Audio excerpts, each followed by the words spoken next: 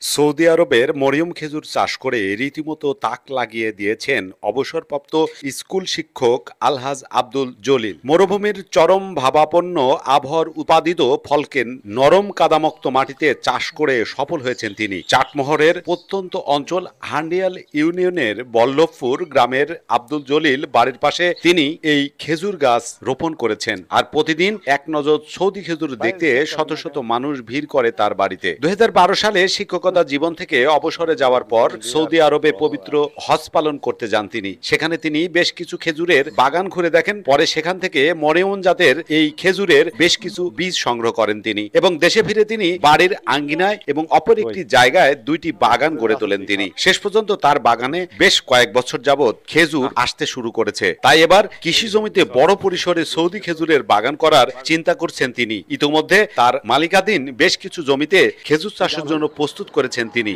আর কৃষি বিশেষজ্ঞরা বলছেন চলনবিল এলাকায় এই প্রথম কোনো ব্যক্তি সৌদি খেজুর চাষ করেছেন। ইতোমধ্যে গাছগুলোতে ফল আসতে শুরু করেছে, যা সত্যি বিস্ময়কর। সৌদি আরব নিয়ে এসে বেশি নিয়ে এসে রাখছে। কত বছর আগে? বছর তো 10 হয়ে গেল। এই হচ্ছে দিশে দেখে যে এই দেখতেছেন। মানুষজন আসে না, দেখতে আসে না? বড় বড় নেতারা সবাই এসে দিয়ে দিয়ে যাচ্ছে। পাখা তো পাখেই, বুঝছেন? এই যেভাবে পাকতেছে এইভাবে পাকে। এনে একটা আর ওই বাদের সাথে হজ করবে যাই গাছ নিয়েছিল। হজ করতে যায়? ওই বেশি এনে লাগাইছিল যে চারা দিছিল। ওনার থেকে কি আরো মানুষ চারা নিয়ে? হ্যাঁ, গাছ দিয়ে দিছে। তারে কি হয়েছে? শুনেছি, গল্প শুনেছি, তাই এনারটা ভালো হয়েছে।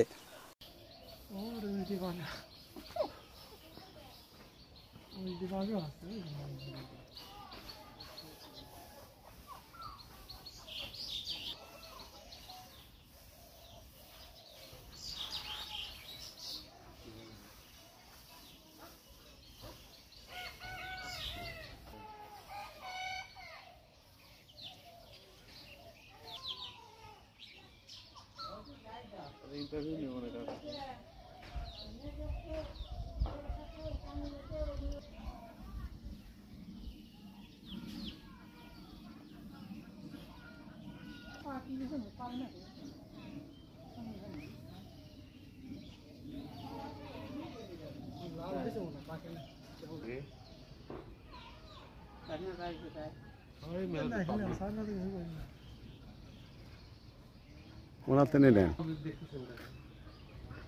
এই দেখতেছি লাগানো 2-3 বছর পরে ধরেছে হাওয়া আছে।